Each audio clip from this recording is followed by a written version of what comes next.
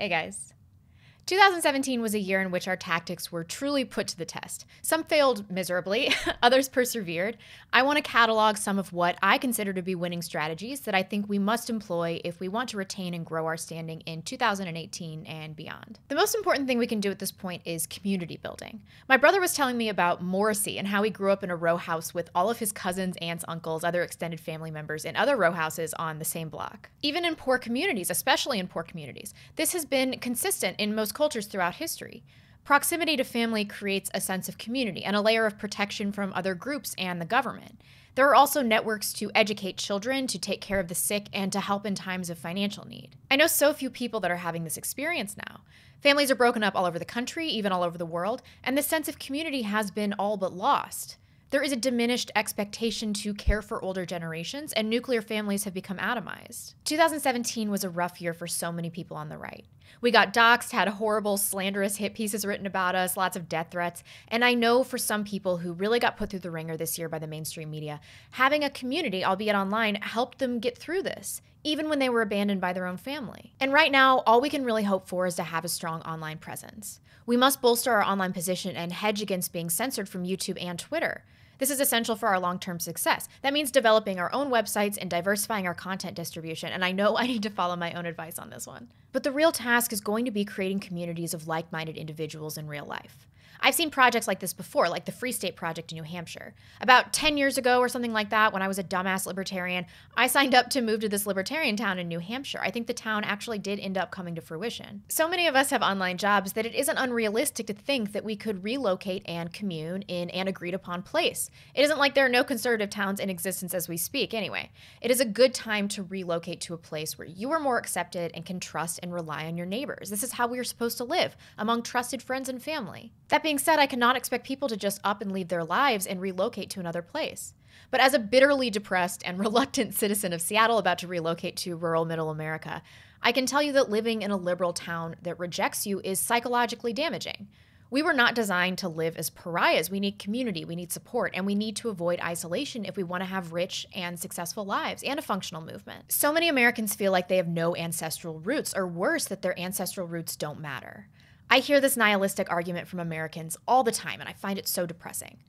I shouldn't have pride in anything that I did not earn myself. First of all, you're sure going to be dealt the lion's share of blame for things that you had no part in, so you may as well take some pride in your ancestors' accomplishments. This is just another manifestation of white guilt. In most cultures throughout history, and certainly in European cultures, ancestry was a defining part of who we are as individuals. Studying them and your lineage honored your dead family members and their accomplishments. Everything that they sacrificed and endured in their likely horrible, disease-ridden, tragedy-filled lives to get you here, so that you could be a complete ingrate and refuse to learn about it because it happened before you were alive. This is a sad casualty of obsessive individualism. If you feel like you have a broken identity or are apathetic about your ancestry, I implore you to learn more about it this year like I have.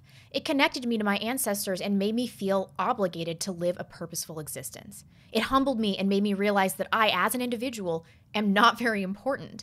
What's more important is the story of us and carrying the legacy that many people died to bring to us through to future generations. That is our duty, maybe our only duty. We seem to have problems with perspective and pettiness, at least we did this last year. If conservative movements want to persevere, we have to actively avoid in-group fighting.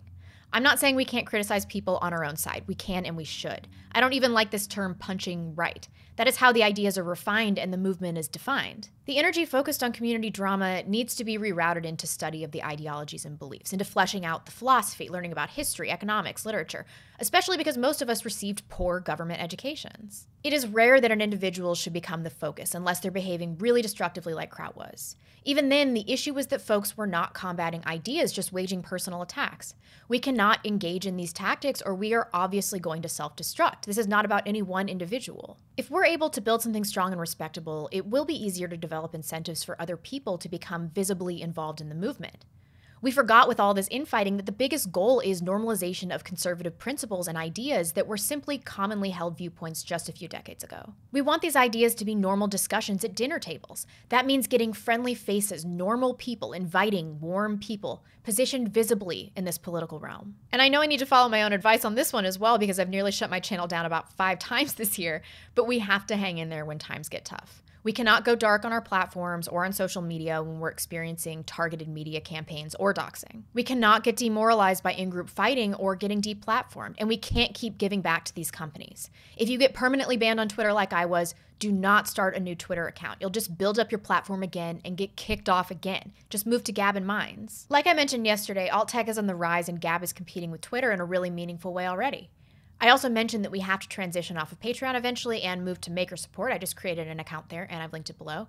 At any moment, PayPal and Patreon could just delete my creator page, and YouTube could also delete my channel at any time. We're going to need income streams and methods that are not government or leftist corporation controlled. I know that a lot of you are skeptical on cryptos and there's concern that Bitcoin is in a bubble. I'm still confident, but I understand that concern and it's valid. But the fact of the matter is that we cannot trust the government and the banking sector, nor can we trust any private corporation that doesn't have an adherence to wholly unrestricted free speech to protect conservative interests. I maintain that moving businesses to a cryptocurrency model, although risky, will ultimately help us hedge against censorship. I was surprised and encouraged to see that this is exactly what Minds is doing. I'd imagine other businesses will follow suit. If we nurture the growth of alternative media, reduce our reliance on centralized banking, and refuse to pay into cable models or Hollywood, we can actively participate in the demise of the entities that threaten us. And Generation Z is doing an excellent job of putting fear into Marxist millennials, Generation Xers, and boomers. I saw this post on Andrew Torba's Gab account, and I really hope it's true in a real post because it makes me so happy. I work as a counselor at a school where there's a lot of 4chan-esque right-wing boys who are coming up. The previous generation a year or two ago wasn't too bad, but this generation coming up now is much more right-wing. My question is, how the fuck do I deal with this shit? How am I supposed to honestly give counsel to a kid with a Pepe shirt on? How do I talk to these kids who literally come to me and rant about affirmative action? 2 years ago, these types barely even existed, and now they are everywhere, not only men, but women too. They literally cannot control their right-wing beliefs. They talk about it constantly everywhere. They cannot have a discussion about fucking math without bringing up how women hate math and science. That is why they are unsuccessful. They can't talk about English classes without talking about colleges wiping away white authors because of cultural Marxism. A kid came to me and ranted that his history classes blamed white people too much for tragedies in the past and that it made him feel uncomfortable. I know my job is that people can come to me with whatever problems they want, no matter how controversial, but this is getting fucking out of hand. How do I do this? That is so amazing. If this is to be believed, Generation Z is not just pushing back on the indoctrination that they're receiving. They are outright rejecting it and mocking their idiot teachers. And they understand gender roles, so they're viewing these limp-wristed, Marxist university-trained, effeminate male teachers that are teaching them cucked revisionist history as complete pussies. They don't respect them, they openly ridicule them, and then laugh in their faces. This is exactly what conservative students need to be doing to the teachers and professors that are clearly pushing a leftist agenda on them. Pull out the rug from under them and let them know you're watching for doses of their socialist propaganda, and you will rage against it. I've also mentioned this before, but in today's academic climate, you very well may do yourself more harm than good if you go to college. Of course, if you want to be a doctor or an engineer, you have to, but be honest with yourself. If you don't have a standout, definable talent that translates to a career that requires a specified education, don't go to college. Trade school is a much better option and you learn a tangible skill. Increasingly, college is not helping students get placed in jobs, and they just leave having been damaged with indoctrination, perhaps for life, with an insurmountable amount of debt and without increased prospects for a job. Until we build communities, you can rely on yourself, and that's pretty much it. We have a gig economy now. We all have to learn how to diversify our income streams so we aren't reliant on one person or company, how to set up multiple income streams, and how to start our own businesses and be our own bosses. Trust in your own talents. You can do this. As far as earlier education goes, monitor your children's work and call out brainwashing, social justice agendas, and organize with other parents to confront teachers and administrators that are guilty of indoctrination.